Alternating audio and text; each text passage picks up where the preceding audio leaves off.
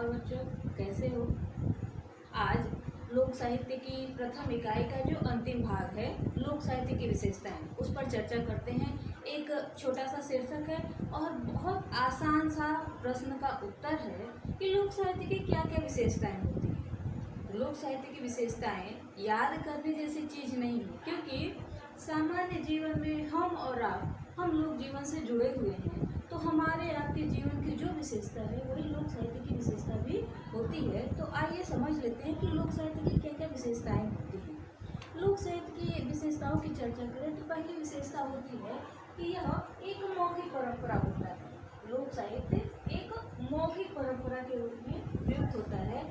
मौखिक का मतलब जो हम बातों द्वारा मौखिक रूप में एक दूसरे को आदान प्रदान करते हैं, जैसे हमारे पुराने लोकगीत हैं, लोक कथाएं हैं, जिन्हें हमारी दादी ने अपनी दादी से सुना, उन्होंने हमें सुनाया, हम अपने बेटों को सुनाएंगे। तो एक परंपरा से चलती जाती है, एक पीढ़ी से दूसरी पीढ़ी यह हस्तांतरित होता रहता है।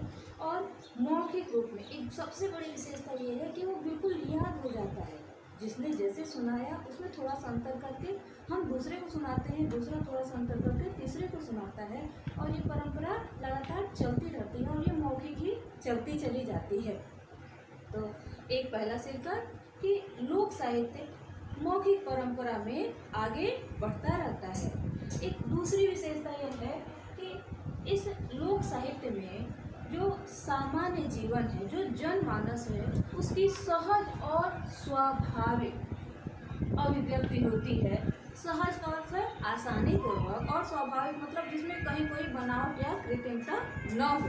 लोक साहित्य की जिस दूसरी विशेषता की चर्चा हो रही थी, इसमें लोकमानस की, जनमानस की सहज और स्वाभाविक अभिव्यक्ति होती है। तो जैसे जो कृत्रिम साहित्य होता है, कृत्रिम माहौल होता है, उसमें ज़्यादा कुछ बनावटी होता है कि हमारे मन के भाव कुछ और हैं लेकिन दिखाना कुछ और पड़ता है। लेकिन लोक साहित्य में जो है वही है और उसी रूप में उसको दिखाया भी जाता है। अर्थात यदि कोई व्यक्ति दुखी है तो वो दुख में ही दिखेगा, और कोई सुखी है तो सुख में ही दिखता है।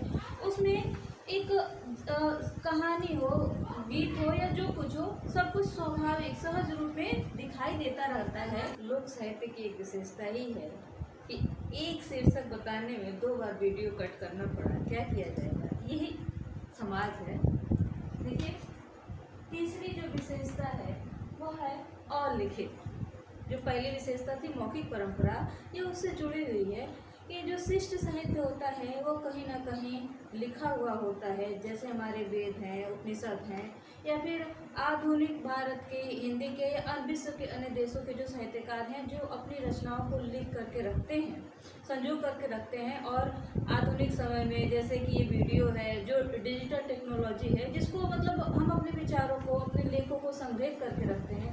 लेकिन जो लोक साहित्य है वह अलिखित परंपरा के रूप में पाया जाता है। उसका लिखा हुआ प्रकरण कहीं नहीं होता है कि किसी ने लिख के दिया हो कि ये हमारा गाना है और आप अगली पीढ़ी को इसे दे दीजिएगा क्योंकि यही संस्कारों में गाया जाना है। अगली विशेषता होती है अनलंकृत, मतलब अलंकार विहीन होते हैं।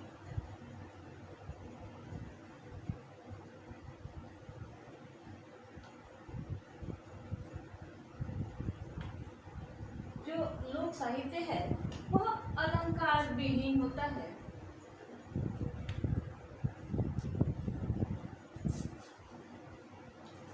अगली जो विशेषता है वो ये है कि लोक साहित्य में अलंकार विहीनता दिखाई देती है, यानी अलंकृत, अनलंकृत। इसमें कोई अलंकार, कोई शोभा, कोई अलंकरण दिखाई नहीं देता। अर्थात रस, छंद, अलंकार को दृष्टि में रख करके लोक साहित्य की रचना नहीं होती। यह तो मन की सहज स्वाभाविक अभिव्यक्ति होती है। जब जिस भाव में जो कथा निकल गई, जो गीत निकल गया, उसको लिख दिया जाता है। उसको सजाने, संवारने और रस, छंद और भाषा का ध्यान उसमें नहीं रखा जाता है। अगली विशेषता है कि जो हमारे लोक साहित्य होता है उसका जो रचना का जो समय होता है, और रचनाकाल तथा रचनाकार दोनों ही अज्ञात होते हैं। लोक साहित्य में रचना करने वाला रचयिता और रचना की तिथि दोनों ही अज्ञात होते हैं। किसी को पता नहीं होता कि किसकी किस गीत की, किस कथा की रचना किसने की थी और कब की थी। जैसे हमारे धार्मिक अनुष्ठानों में गाए जाने वाला बहुत पुरातन परंपरागत गीत है निमिया की डाढ़ मिया। क्या आप बता सकते हैं कि इसकी रचना किसने की थी और कब की थी? नहीं, क्योंकि हम इसके बारे में कुछ जानते ही नहीं हैं। और ये ऐसे ही रचनाएं बढ़ती चली गई और ये रचनाकाल भी अज्ञात रहे और रचना का समय भी अज्ञात रहा। तो एक अच्छी विशेषता है लोक साहित्य की, इसमें ना तो रचनाकाल का पता होता है, ना ही रचनाकार का। लोक साहित्य की एक अगली विशेषता है कि लोक साहित्य की रचना चाहे जिस भी अज्ञात रचयिता ने की हो, उसका दो ही मुख्य उद्देश्य रहा, पहला मनोरंजन और दूसरा उपदेश या नैतिक शिक्षा। हिंदी साहित्य में भी हालांकि प्रारंभिक गद्य लेखन में यही उद्देश्य माने गए हैं। तो जो लोक साहित्य है, उस लोक साहित्य में जो लोकगीत, लोक कथाएं हैं, वो अधिकांशतः मनोरंजन के उद्देश्य से लिखी गई हैं। और मनोरंजन का भी कारण सिर्फ मनोरंजन के लिए नहीं है। लोक जीवन में जो कठिन परिश्रम होता है, जैसे रोपनी, जतसारी, ढेकुली चलाना, कुदाल चलाना, ये सब जब गाने कार्य किए जाते थे तो उनके साथ गाने गाए जाते। जैसे रोपनी के गीत अलग होते हैं, सोहनी के गीत अलग होते हैं। और इन गीतों को गाते गाते जब पुरुष और महिलाएं श्रम करते थे तो उनके श्रम का पता नहीं चलता था और मनोरंजन में ही सारा काम हो जाता था। जतसारी के गीत भी इसीलिए गाए जाते थे। तो ये मनोरंजन के साथ साथ श्रम की जो थकान थी उसका परिहार भी हो जाता था। और दूसरा उद्देश्य होता है उपदेश देना या नैतिक शिक्षा का ज्ञान देना कि कौन सा काम सही है, कौन सा काम गलत है और किसको कैसे समझाना चाहिए। ये सारे उपदेश हमारे लोक कथाओं में होते हैं, क्योंकि लोक कथाओं के जो प्रारंभ होते हैं लोक साहित्य के माध्यम से, तो हम प्रारंभ करते हैं कि एक राजा थे, एक रानी थे, फिर बीच में परिस्थितियां बदलती हैं, राजपाट समाप्त हो जाता है, राजा कहीं जंगल में चले जाते हैं, रानी उनसे अलग हो जाती है, लेकिन कहानी के अंत तक सब कुछ ठीक हो जाता है। और कहा क्या जाता है कि जैसे उनके दिन लौटे वैसे सबके दिन लौटे।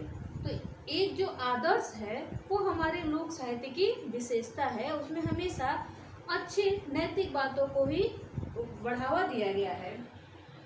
लोक साहित्य की एक और अलग विशेषता है, वह है सर्वधर्म समभाव। हमारे लोक जीवन में जो विभिन्न धार्मिक अनुष्ठान होते हैं, अब चूंकि लोक है, समाज है, तो उसमें विभिन्न जातियों के, विभिन्न रीति रिवाजों के लोग रहते हैं। हिंदू, मुस्लिम, सिख, ईसाई, हर धर्म के लोग हैं। लेकिन धार्मिक अनुष्ठानों में उनमें कहीं कोई बंटवारा नहीं होता। जब महिलाएं एकत्रित होती हैं और अपने लय में झूमती हैं, नाचती हैं, गाती हैं, तो ये पता लगाना मुश्किल हो जाता है कि कौन हिंदू है, कौन मुस्लिम है।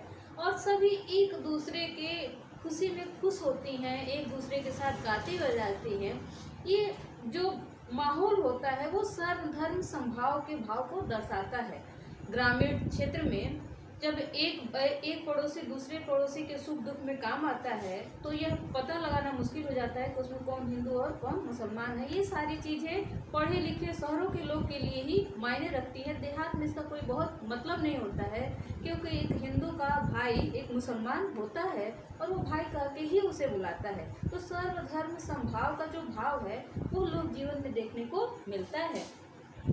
लोक जीवन में लोक साहित्य की एक जो विशेषता है अकृत्रिमता। लोक साहित्य में कहीं कोई बनावटीपन नहीं दिखाई देता है। अकृत्रिमता का मतलब इसमें कृत्रिमता का अभाव, कृत्रिम अर्थात बनावटी।